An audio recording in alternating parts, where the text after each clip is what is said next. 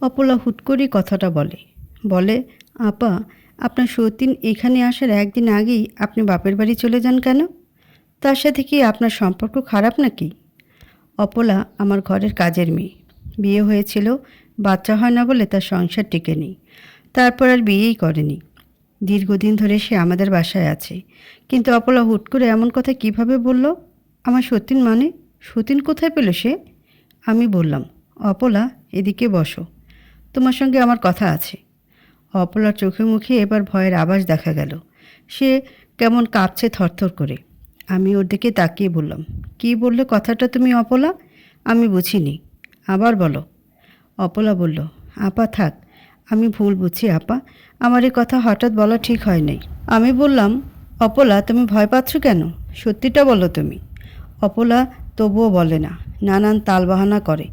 বলে, ওয়াশরুমে যাবো আপা, জরুরি। আমি বললাম, যাও।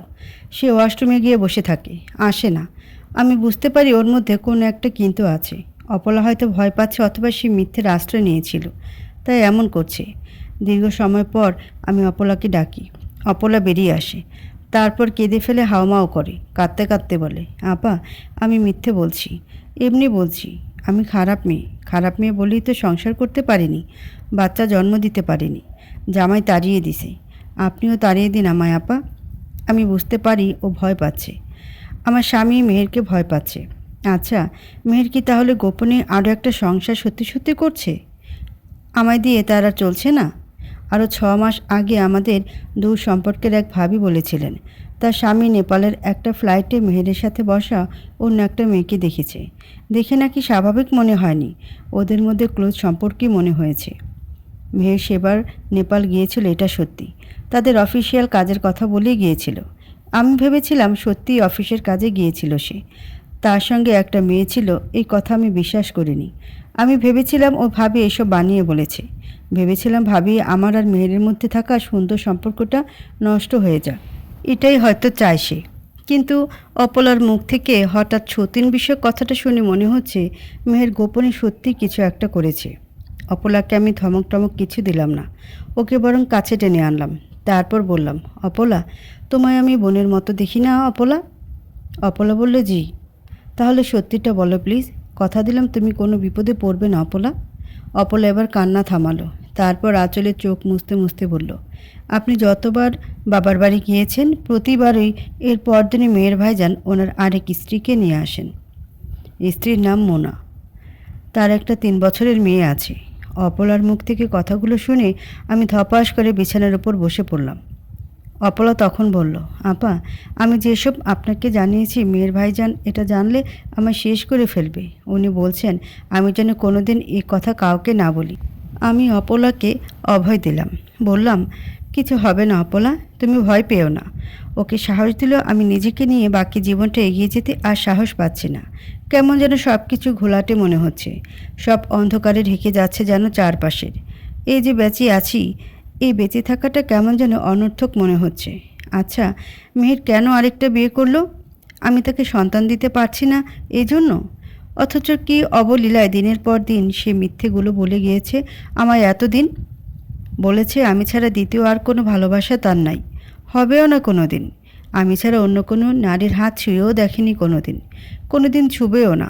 অথচ এই মিথ্যে কথাগুলো বলে আমার আড়ালে সে অন্য এক নারীর সঙ্গে দীর্ঘদিন দিব্যি সংসার করে যাচ্ছে। এমনকি 3 বছরের একটা বাচ্চাও আছে তার। এরপর দীর্ঘ সময় চুপচাপ বসে রইলাম আমি। এই সময়ে অনেক কিছু ভাবলাম। তারপর হঠাৎ করেই অপলাকে বললাম, তোমার বাড়িতে তোমার কে কে আছে অপলা? অপলা বলল, মা আছে, আর মায়ের সাথে আমার খালা থাকে, আর কেউ নাই। আমি বললাম, কাল তোমাদের বাড়িতে যদি আমি যেতে চাই তবে আমায় নিবে তোমার সাথে অপলা? অপলা চমকে উঠে চোখে আমার দিকে তাকালো। তারপর বলল, আপা, এসব কী বলতেছেন আপনি? আমি বললাম, অপলা, তুমি আমার এই উপকারটা করো প্লিজ। আমি যা বলি তাই করবে বলো। তোমার কোনো ভয় নেই, কিচ্ছু হবে না তোমার অপলা। অপলা সম্ভবত কিছু বুঝতে পারছে না। আমি তাকে বুঝিয়ে বললাম, মেহের জানবে তোমার মায়ের বিরাট অসুখ, তুমি মায়ের কাছে যাবে, আর তোমার সাথে আমিও তোমাদের বাড়িতে যাব তোমার মাকে দেখতে। মেহের যদিও জানবে আমরা তোমাদের বাড়িতে যাব, কিন্তু সত্যি হলো আমরা তোমাদের বাড়িতে যাব না। অপলা আরও বেশি অবাক হলো। সে বলল, তাহলে আমরা কোথায় যাব আপা?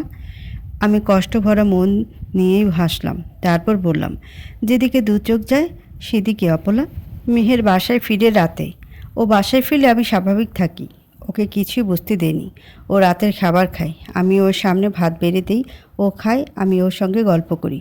বলি, আমাদের এক দূর সম্পর্কের ভাবি কি বলেছে জানো? মেহের বলে, কি বলেছে? আমি বললাম, সিঙ্গাপুরের চিকিৎসা নাকি খুব ভালো। ওখানে চিকিৎসা করে ভাবির বোনের বাচ্চা হয়েছে, তার বিয়ের 16 বছর পর। মেহের কথাটা শুনে খানিক সময় চুপ করে থাকে। অবশ্য খাওয়া থামায় না, আরও দুটো নলামুখী চালান করে। তারপর চিবিতে চিবিতে বলে, এইসব কথা তুমি বিশ্বাস করো? আমি বলি, অবিশ্বাসের কি হলো? মেয়ের এই এতদিন পর সরাসরি আমার মনে আঘাত দিয়ে কথাটা বলে। বলে, সবার কি বাচ্চা হয়? এই পৃথিবীর সব মেয়ে লোকেরই বাচ্চা হয়। আমি চুপ করে থাকি, কিন্তু ও চুপ থাকে না। বলে, জবাব দাও, হয় কি না বলো? আমি বললাম, না, সবার হয় না। মেহের বলল, তোমারও বাচ্চা না হতে পারে। না হোক, তাতে কি? এর জন্য ডাক্তারের কাছে গেলেই বাচ্চা হয়ে যাবে? বাচ্চা ডাক্তার তৈরি করে দিবে? তোমার জন্মদানের ক্ষমতা না থাকলে তুমি কিভাবে বাচ্চা জন্ম দিবে? জোর করে? সহজ জিনিসটা কেন বোঝো না তুমি? আমি আর কথা বলি না, একদম চুপ হয়ে যাই। কেন যে হঠাৎ ওর সঙ্গে এই বিষয়ে আলাপ তুললাম নিজেও জানি না। ভেবেছিলাম ওর সঙ্গে এ বিষয়ে কথা বললেও একটু দরদ দেখাবে। এমনিতে সবসময় এই বিষয়টা তুললে সে দরদ দেখাতো। আজ দেখালো না, বরং কাটা কাটা কথা বলে দিল কয়েকটা। কিন্তু আমি এতে দমে গেলাম না। এইসব কথায় আর কি আঘাত লাগবে আমার? এর চেয়ে ভয়াবহ কাজ তো সে গোপনে করেই রেখেছে। তার তো আর সন্তানের দরকার নাই, সন্তান তো তার আছেই। মেয়েদের খাওয়া দাওয়া শেষ হয়েছে সবে, এর মধ্যে দৌড়ে এলো অপলা। কাঁদতে কাঁদতে এলো। এসে কাঁদতে কাঁদতে বলল, আপা, ও আপা, আমার মায়ের অবস্থা খারাপ। আমার মা নাকি আর বাঁচবে না। রোড় করে কাঁদতে লাগলো অপলা। আমি মনে মনে বললাম, অপলা যে এরকম অভিনয় করছে এরকম বাস্তবে কেউ পারবে না করতে। কান্নাকাটি দেখে যে কেউ গলে জল হয়ে যাবে একেবারে। তারপর অপলাকে আমি সরাসরি জিজ্ঞেস করলাম, অপলা, কান্না থামো, বলো কি হয়েছে তোমার মায়ের? কে খবর দিয়েছে তোমায়? অপলা বলল, আমার খালা। আমার খালা ফোন করে বলেছে আমার মায়ের অবস্থা ভালো না, জবান বন্ধ। আমি খুব মন খারাপের ভাব করলাম। এর মধ্যে মেয়ের কথা বলল, হাসপাতালে ভর্তি করেনি? অপলা কাঁদছে। কাঁদতে কাঁদতে সে বলল, কে ভর্তি করবে ভাইজান? আমাদের তো আর কেউ নাই। খালা বৃদ্ধ মানুষ, আমি না গেলে আমার মা বিনা চিকিৎসায় মারা যাবে। কেঁদেই যাচ্ছে অপলা। আমি এর মধ্যে বললাম, আচ্ছা ঠিক আছে, কাল সকালে যাও। এখন তো রাতটা শেষ হোক। অপলা নাচর বান্দা, কাঁদে। আমার পায়ের কাছে এসে বসে কাঁদতে কাঁদতে বলে, ও আপা, আমি না গেলে আমার মা নাই হয়ে যাবে। তারে আর পাবো না। আমারে এখন যাইতে দেন। আমি অপলাকে সান্ত্বনা দিলাম। ওর মাথায় হাত বুলিয়ে দিতে দিতে বললাম, কাঁদলে তো লাভ হবে না অপলা। তাছাড়া এত রাতে যাওয়াও সম্ভব না। কাল সকালবেলা চলে যাবে। শুনো অপলা, আমিও যাব তোমার সঙ্গে। তোমার মাকে দেখতে যাব। অপল এবার রাজি হলো। বলল, আপনি সত্যি যাবেন আপা? আমি বললাম, হ্যাঁ যাব। আমি ভেবেছিলাম মেহের মানা করবে, কিন্তু সে মানা করলো না, বরং বলল, এক কাজ করো, কাল আমি রিক্সা করে অফিসে চলে যাব, তোমরা গাড়ি নিয়ে চলে যাও। মতিন দিয়ে আসবে তোমাদের। আমি বললাম, না, তার দরকার নেই, আমরা ট্রেনে করে যাব। মেহের বলল, আচ্ছা তাহলে তোমাদের স্টেশনে দিয়ে আসবে মতিন। আমি এই মুহূর্তে কি বলবো বুঝতে পারছি না। সব কিছুতে এইভাবে না না বলতে থাকলে সে বুঝে ফেলবে। তাই রাজি হয়ে গেলাম। বললাম, ঠিক আছে। কিন্তু মনে মনে আরেকটা বুদ্ধি এঁটে নিলাম। মতিন স্টেশনে নিয়ে এলে তাড়াহুড়ো করে ওকে পাঠিয়ে দিব। তারপর আমরা ট্রেনে না উঠে শহরের অন্য কোথাও চলে যাব। মানে যেখানে যেতে চাই সেখানেই চলে যাব। রাতে একটা অদ্ভুত ঘটনা ঘটল। দীর্ঘদিন কাছে না আসা মেয়ের হঠাৎ করে কাছে আসলো, ঘনিষ্ঠ হলো। শেষে ঘুমাতে যাবার আগে সে আমায় বলল, আমার প্রতি তোমার কোনো অভিযোগ আছে কলি? আমি বললাম, না। নাই। এবার বলল, রাগ? রাগ আছে? আমি বললাম, না, তাও নাই। মেহের হাসলো শব্দ করে। আমি অবাক হলাম। বললাম, হাসলে কেন? মেহের বলল, জানি না, হাসি পেয়েছে তাই হেসেছি। বলে চুপ হয়ে গেল। আমিও চুপ হয়ে গেলাম। আর মনে মনে বললাম, আর কিছুটা সময় অপেক্ষা করো, আমি তোমায় হাতে নাতে ধরবো মেহের। তখন দেখবো এই হাসি তোমার কোথায় থাকে। পরদিন সকালে ঘুম ভাঙতেই চোখ কষলে ঘড়ি দেখলাম 7:30 বেজে গিয়েছে। তাড়াহুড়ো করে উঠে গোসল সেরে নিলাম। অপলাকে বললাম দ্রুত রেডি হতে। ড্রাইভার মতিনকে বললাম গাড়ি বের করতে। মতিন গাড়ি বের করলো। অপলা গিয়ে গাড়িতে উঠে বসলো। আমি যখন ঘর থেকে বেরিয়ে গাড়ির দিকে যাব তখন মেহের একবার আমায় ডাকলো। বলল, এই কলি। আমি পেছন ফিরে ওর দিকে তাকাতেই সে হাসলো। তারপর হাতে ইশারায় বলল, যাও। আমি গিয়ে গাড়িতে উঠলাম ঠিক, কিন্তু বুকটা কেমন জানি একটা মোচড় দিয়ে উঠল। কেন আমার এমন হলো, কিংবা মেয়ের এভাবে হাসলো কেন, তার কিছুই আমি বুঝতে পারলাম না। গাড়ি করে স্টেশনের দিকে যাবার সময় মতিন হঠাৎ করে অপলাকে জিজ্ঞেস করলো, অপলা, তোমার দেশের বাড়ি জানি কই? অপলা চট করে উত্তর দিল, বলল, ময়মনসিংহ ভাইজান। ময়মনসিংহের কোথায়? গৌরীপুর। গৌরীপুরের কোথায়? স্টেশন থেকে 15 মিনিট রিকশার পথ। হাইটা গেলে আধা ঘন্টা। আচ্ছা, তোমার মায়ের কী অসুখ জানি?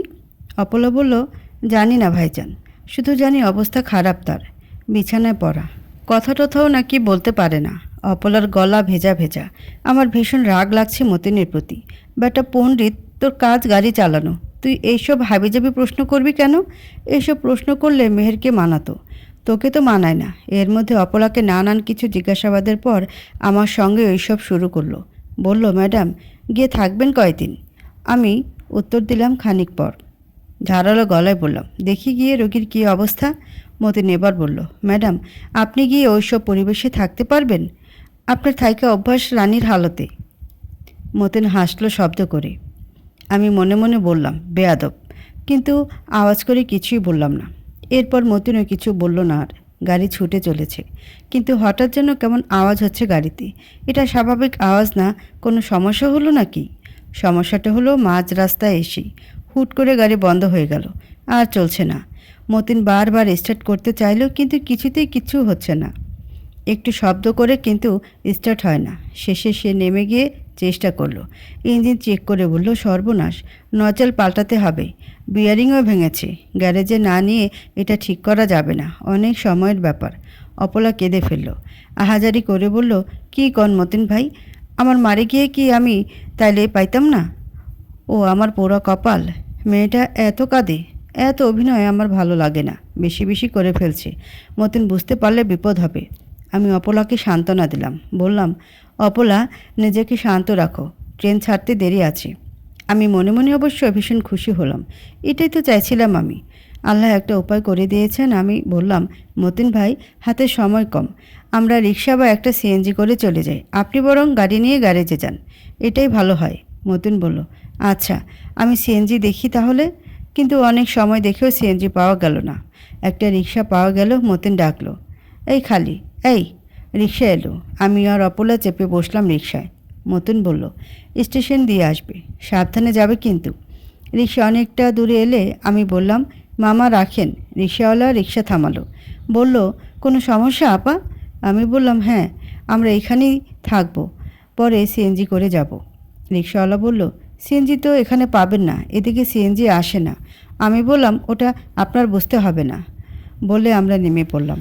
তারপর রিক্সাওয়ালাকে তার ভাড়া বুঝিয়ে দিলে রিক্সাওয়ালা যখন যেদিক থেকে এসেছে সেদিকে ফেরত যাচ্ছে, তখন অপলা তাড়াহুড়ো করে আমায় বলল, আপা, এটা কি করলেন আপনি?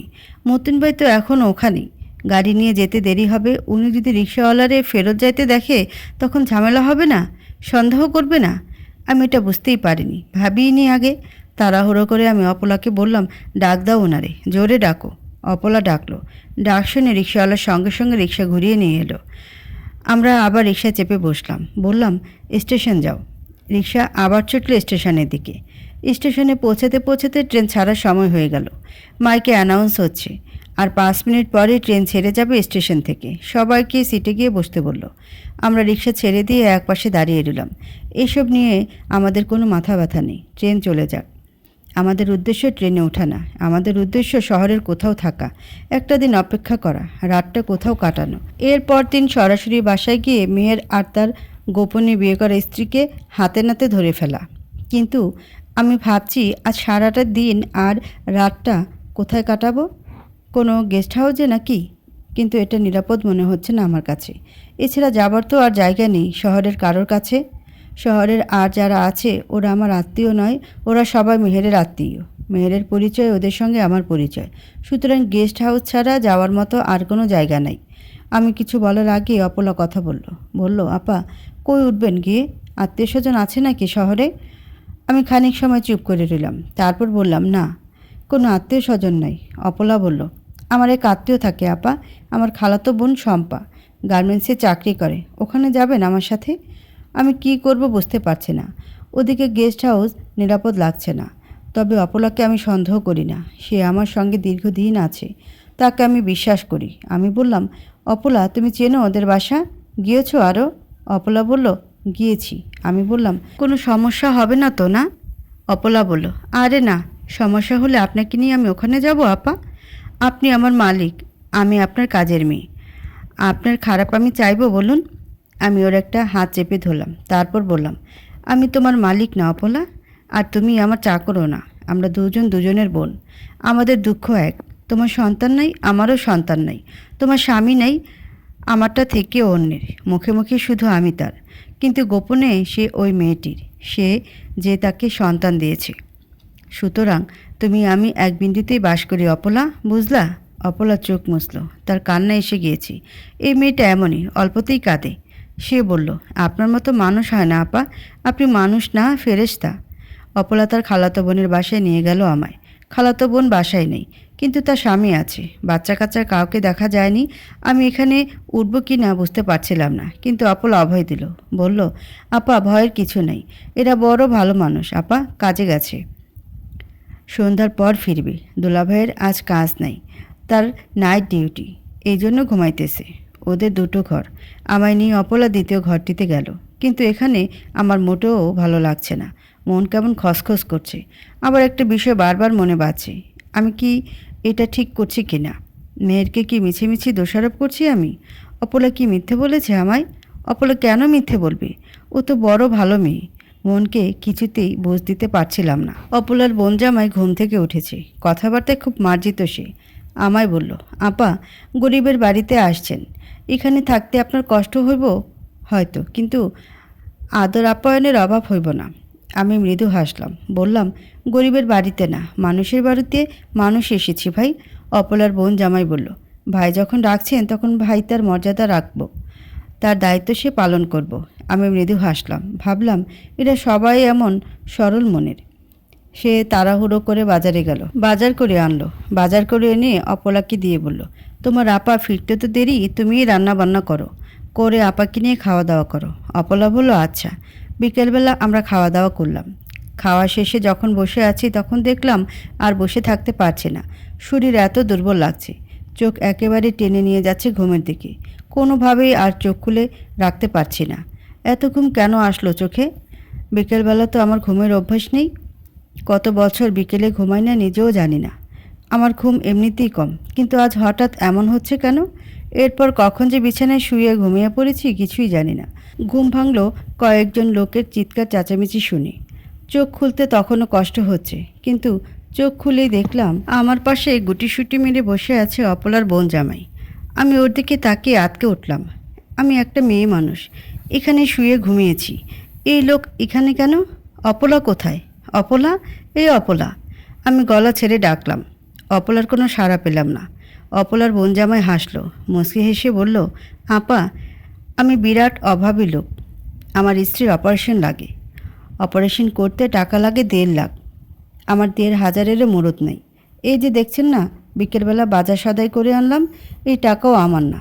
এই টাকা কে দিছে জানেন? আমি কিছু বললাম না, বলার মতো অবস্থা নাই আমার। ভয় আমার গলা শুকিয়ে আসছে। আমি আমার মোবাইল ফোন খুঁজছি, কিন্তু এটাও এখানে নাই। পার্সটাও নাই এখানে। পার্সে অনেকগুলো টাকা ছিল, মেরে দিয়েছে নাকি? অপলার বোন জামাই নিজ থেকেই বলল, অপলা দিছে। অপলারে সম্ভবত আপনি বিরাট বিশ্বাস করেন, কিন্তু অপলা মাইয়া সুবিধার না।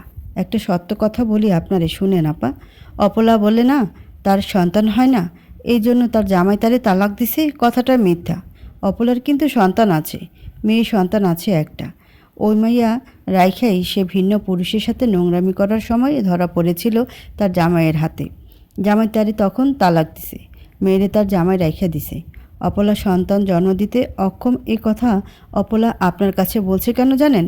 আপনি যেন তারে আপন করে নেন, আপনি যেন তারে আপনার নিজের মতো ভাবেন। এই জন্য এই মিথ্যা কাহিনী আপনারে সে বলছে। আমি কি করব কিছুই বুঝতে পারছি না। সব বুদ্ধি হঠাৎ যেন লোপ পেয়েছে আমার। আমি বললাম, অপলা এখন কোথায়? লোকটা বলল, তার দায়িত্ব ছিল আপনারা এখানে রাইখা যাওয়া, ঘুমের ওষুধ দিয়ে একটু ঘুম পাড়াইয়া দেওয়া। তার ডিউটি শেষ, সে চলে গেছে। আমি চমকে উঠলাম, বললাম, কী সব বলছেন আপনি? আমায় যেতে দেন এক্ষুনি। বলে আমি বিছানা থেকে নেমে দরজার কাছে গিয়ে দাঁড়ালাম, কিন্তু দরজা ভেতর থেকে নয়, বাইরে থেকে আটকানো।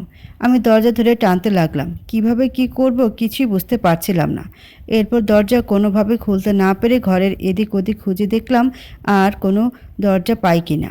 না, আর একটা দরজাও নাই এই ঘরে। এরপর খুঁজে খুঁজে একটা জানলা পেলাম শুধু, কিন্তু এই জানলা দিয়ে বের হবার কোনো উপায় নেই। জানলায় শক্ত শিক দেওয়া। অবশেষে নিরুপায় হয়ে অপলার বোন জামাইয়ের কাছে এসে দু হাত জোর করে কাঁদতে কাঁদতে বললাম, আপনি আমার ভাইয়ের মতো, আপনি আমার ভাই হন। আল্লাহর দোহাই লাগে ভাই, আপনি আমারে বাঁচান। অপলার বোন জামাই মোটেও নরম হলো না। সে এমনভাবে বসে আছে যেন কিছুই শুনতে পায়নি। আমি সত্যি সত্যি ওনার পায়ের কাছে পড়ে মিনতি করে বললাম, ভাই, আপনি টাকা চাইলে আপনাকে আমি টাকা দেব, 1.5 লাখ না 3 লাখ দিব, আমার সব গহনা এনে দিব, তবুও আমায় বাঁচান ভাই। অপলার বোন জামাই বলল, পা ছাড়ুন বলছি, পা ছাড়ুন, ধমকের গলায় বলল। আমি ভয়ে পা ছেড়ে দিয়ে দূরে গিয়ে দাঁড়ালাম।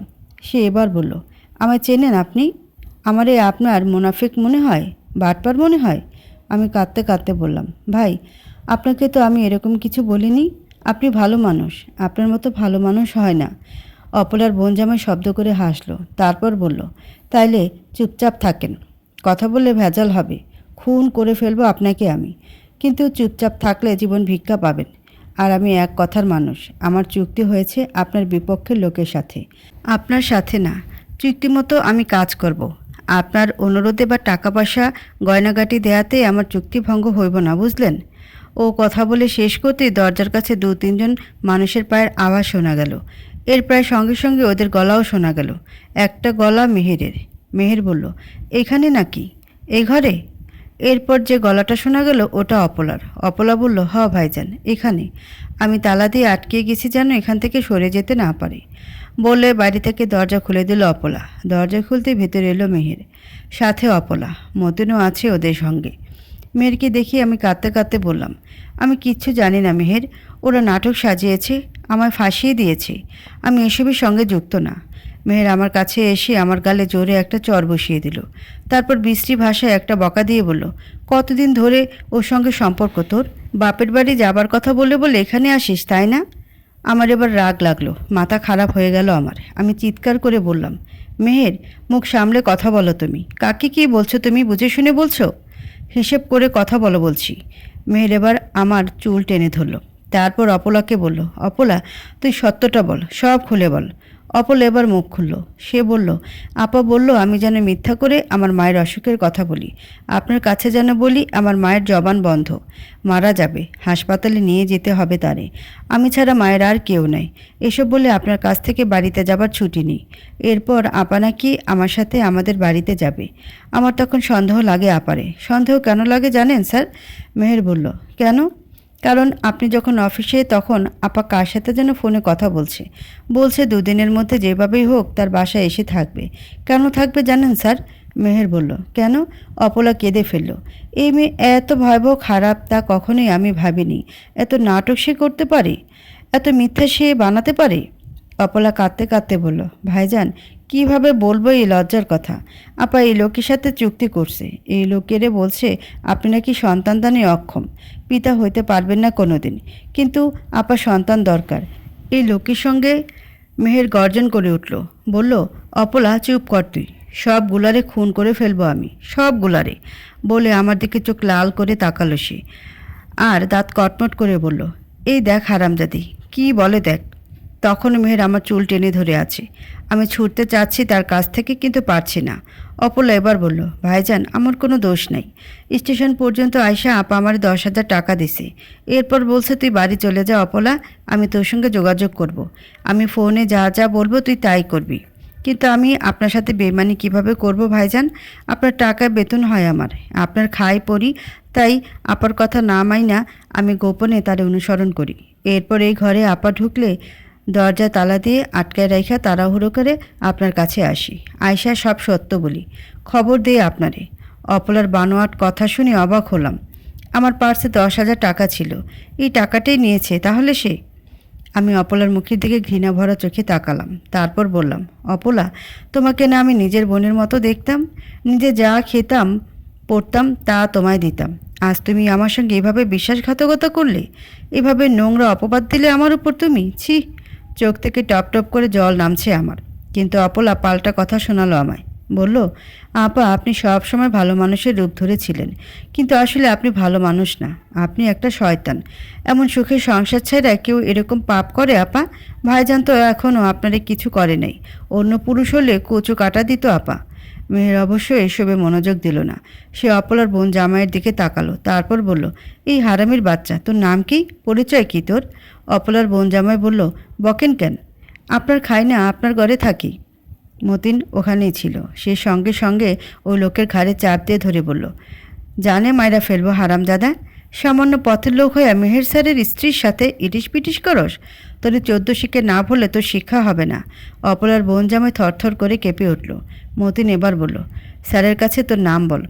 সে এবার তার নাম বলল সুলতান। আমার নাম সুলতান মিয়া। মেহের এবার কথা বলল, সুলতান, অপলা যা যা বলছে এসব কি সত্যি? কলির সঙ্গে তোর চুক্তি হয়েছে? আমি ওর দিকে তাকিয়ে আছি। আল্লাহ আল্লাহ করছি যেন সে না বলে। বললে যেন সত্যিটাই বলে, কিন্তু সে আমায় আশাহত করে দিয়ে ওদের মতো করে মিথ্যেটা বলল সব সত্যি। অপলা যা বলছি সব সত্যি। কত দিছে তোরে? 50,000। মেয়ের রাগে আমায় ধাক্কা দিয়ে এক পাশে ফেলে দিয়ে সুলতানের ঘাড়ে গিয়ে ঝাঁপিয়ে পড়ল। তারপর বলল, টাকাটা দে। সুলতান বলল, একজন পাইতো, দিয়ে দিছি, এখন নাই। মেয়ের রাগে ওর নাকে মুখে 2-4টা ঘুষি বসিয়ে দিল। তারপর মতিনকে বলল, এড়ে নিয়ে গাড়িতে তুলো। এই অপলা, যা গাড়িতে গিয়ে বস। তারপর মেহের আমার টেনে হিস্ট্রে নিয়ে গাড়িতে তুলল। গাড়ি ছাড়ার পর মেহের তার নিজের বাবা মাকে ফোন করে বলল আজকের মধ্যে ঢাকায় অর্থাৎ তার বাসায় আসতে। আর আমার বাবা মাকে ফোন করে বলল, আপনাদের মেয়েরে যদি বাঁচাতে চান তাহলে আজকের মধ্যে ঢাকায় আমার বাসায় আসেন, দেরি করলে তারে পাবেন না আর। বাসায় গিয়ে গাড়ি থেকে নামার পর আমি মেহেরকে বললাম, মেহের, তোমার সঙ্গে আমার কিছু কথা আছে, প্লিজ তুমি আমার কথাগুলো শোনো। মেহের বলল, বলো। এরপর আর কোনো দিন তো সুযোগ পাবে না, কি কি বলতে চাও সব বলে ফেলো। তখন এখানে অপলা আর মতিন, ওপাশে সুলতান। আমি বললাম, ওদের সামনে না, তোমার সঙ্গে আলাদা করে কথা বলতে চাই।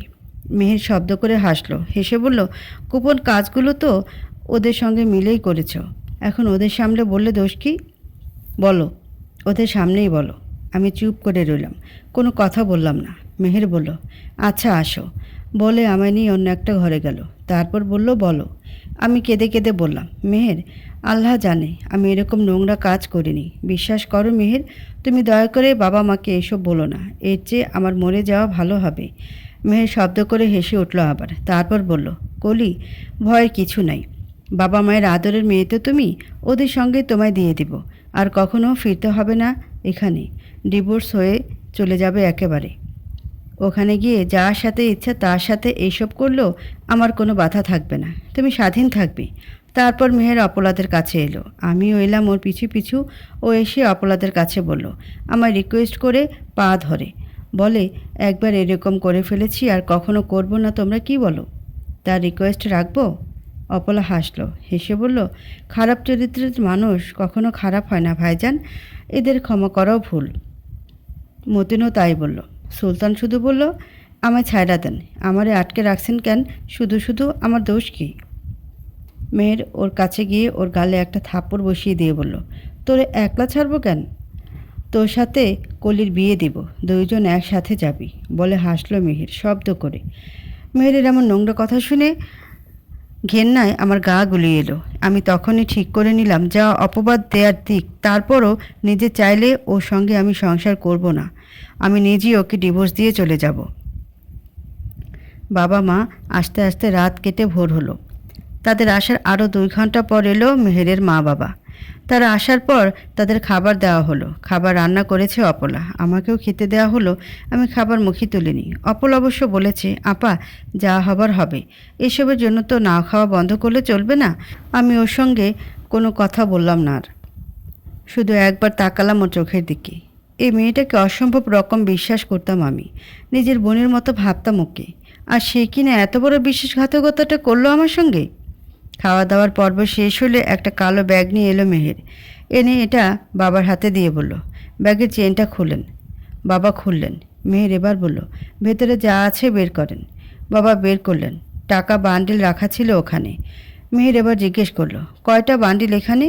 বাবা কিছুই বুঝতে পারছেন না। তিনি গনে গনে বললেন, 8টা। মেহের এবার বলল, এখানে 8 লাখ টাকা আছে। এই 8 লাখ টাকা কিসের জানেন? বাবা বোকার মতো তাকালেন। তিনি হয়তো বুঝতেই পারছেন না তাকে দিয়ে এইসব করানো হচ্ছে কেন। তিনি বললেন, কিসের টাকা বাবা? মেহের বলল, আপনার মেয়ের কাবিনের। বাবা হা করে তাকিয়ে রইলেন। মা হাউমাউ করে কেঁদে উঠলেন। কি বুঝেছেন তারা কে জানে। মেহেরের বাবা বললেন, কি রে, কি হচ্ছে এসব? সমস্যা কি তোদের? আমাদের কেন খবর দিয়ে আনলি, তাও এরকম জরুরিভাবে? আর এখন এসব কি হচ্ছে এখানে? তার মাও তার বাবার সঙ্গে গলা মিলিয়ে একই কথা বললেন।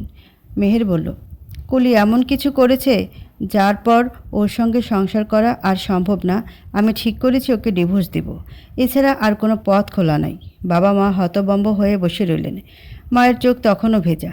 তিনি একটু আগেই কেঁদেছেন। মেহেরের মা তখন বলল, কি করেছে কলি? কেন ডিভোর্স দিবি তাকে?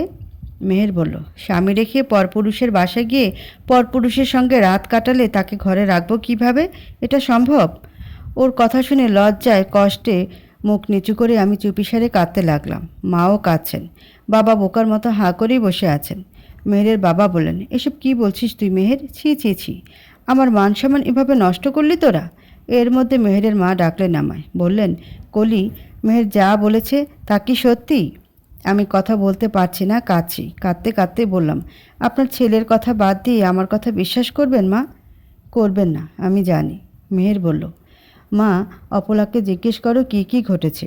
মতিনকে জিজ্ঞেস করো। এমনকি যার সঙ্গে কুকর্ম করেছে সেই শয়তানও এখানে আছে। তার কাছে জিজ্ঞেস করো। ওরাই সব বলবে। কলি দোষ করেছে, কুকর্ম করেছে। সে তো আর স্বীকার করবে না মা। এটা তো বোকারাও বোঝে। মেয়েরের মা সবার আগে জিজ্ঞেস করলেন অপলাকে। বললেন, অপলা, তুমি এই বিষয়ে কিছু জানো? অপলা বলল, জানি খালাম্মা। কি কি জানো বলো আমায়। সব সত্য বলবা, মিথ্যা বলবা না। এর মধ্যে মেহের বলে উঠল, মা, সে এই বাড়ির কাজের মানুষ। তার কি লাভ হবে মিথ্যা বলে? সে আমাদের সবার বিশ্বস্ত মানুষ। এমনকি কলির কলিজার টুকরা সে। তারা দুজন বোনের মতোই ছিল। কিন্তু অপলা ভালো মেয়ে। সে কলির করা নোংরামি সহ্য করতে পারে নাই, তাই সব বলে দিছে। তারে অবিশ্বাস করার কিছু নাই। সে যা বলবে সব সত্য বলবে। মেহেরের মা মেহেরকে বললেন, তোরে কিছু জিজ্ঞেস করছি আমি? মেহের বলল, না। তাহলে তুই চুপ থাক।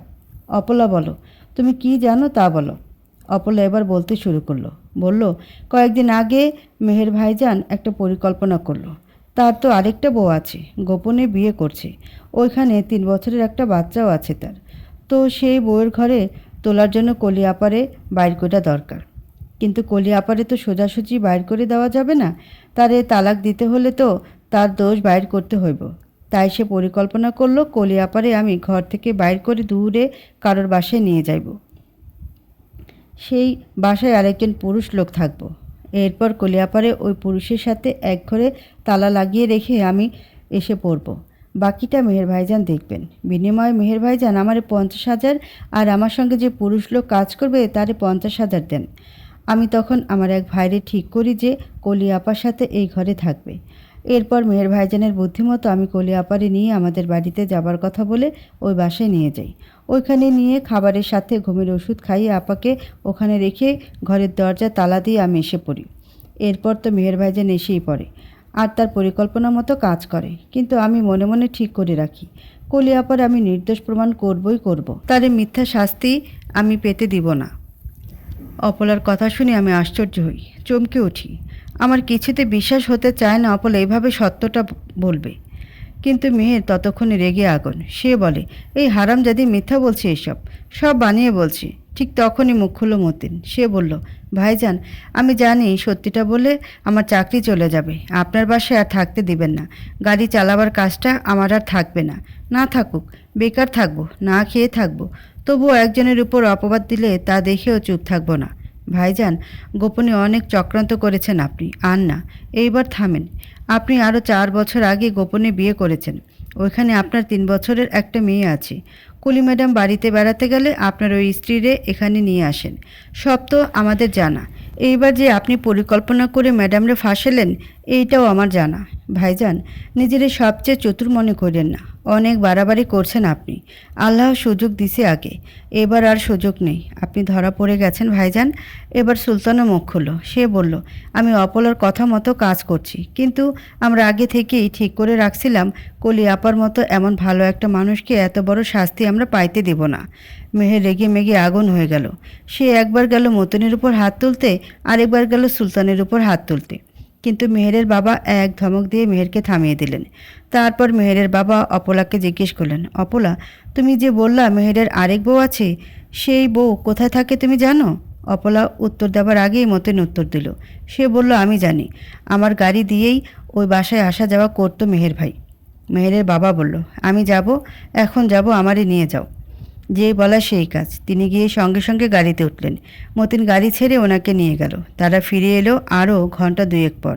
তাদের সঙ্গে বোরকা পরা একটা মেয়ে, সাথে 3 বছরের একটা বাচ্চা। মেহেরের বাবা মেহেরের মাকে বললেন, এই যে তোমার ছেলের কাণ্ড, এই যে তার গোপন বউ আর বাচ্চা। কেমন কুলাঙ্গার ছেলেকে তুমি গর্ভে রেখেছিলে। মেহেরের মা কাঁদছেন লজ্জায় দুঃখে। মেহেরের বাবা আমায় ডেকে কাছে নিলেন। তারপর বললেন, যারা সৎ থাকে তাদের কেউ কোনোদিন ক্ষতি করতে পারে না মা। এমন কুলাঙ্গারের ঘর করার কোনো প্রশ্নই আসে না তোমার মা। তুমি ওর থেকে অবশ্যই তালাক নেবা। এরপর আমি আর তোমার বাবা দুজন মিলে তোমার দেখাশোনা করব। আল্লাহ চাইলে অনেক ভালো ছেলে দেখে তোমার বিয়ের ব্যবস্থা করব আমরা, ইনশাআল্লাহ। এর খানিক পরে মেয়ের তার মায়ের কাছে মাপ চাইতে গেল। সে বলল, আর এরকম ভুল করবে না। মেয়ের মা ছেলের কথা ভুললেন না। তিনি বরং বললেন, তুই যেদিন পৃথিবীতে এসেছিলি সেদিন আমি সবচেয়ে বেশি আনন্দিত হয়েছিলাম, তোকে দোয়া দিয়েছিলাম। কিন্তু আজ আমি সবচেয়ে বেশি কষ্ট পেয়েছি তোর জন্যই। আমি তোকে ত্যায্য করলাম। আজ থেকে তুই আমার সন্তান না। কোনোদিন ভুলেও তুই আমার সামনে আসবি না, মা বলে ডাকবি না। মেয়ের বাবাও একই কাজ করলেন। তিনি বললেন, আমার সকল সম্পত্তি আমি এলাকার মাদ্রাসা আর কলেজ ফান্ডে দিয়ে দিব, এমনকি আমার বাড়িটাও। তুই এসবের কিছুই পাবি না। তোকে আমি ত্যায্য করলাম। তুই আমাদের সন্তান না। তুই একটা কুলাঙ্গার, তুই একটা জানোয়ার। তারপর দিন পেরিয়ে সন্ধ্যা এলো। সবাই সবার মতো পথ ধরল। মেয়ের বাবা মা তাদের বাড়ির উদ্দেশ্যে রওনা হলেন। আমি বাবা মায়ের সঙ্গে আমাদের বাড়ির উদ্দেশ্যে রওনা হলাম। চলে আসার সময় অপলার কাছে একবার গেলাম। ওকে জড়িয়ে ধরে কাঁদতে কাঁদতে বললাম, অপলা, আমি তোমার উপর খুশি। তুমি আমার সত্যিকারের বোন। অপলাও কাঁদছে। কাঁদতে কাঁদতে সে বলল, আপা, আপনিও আমার বোন, সত্যিকারের বোন।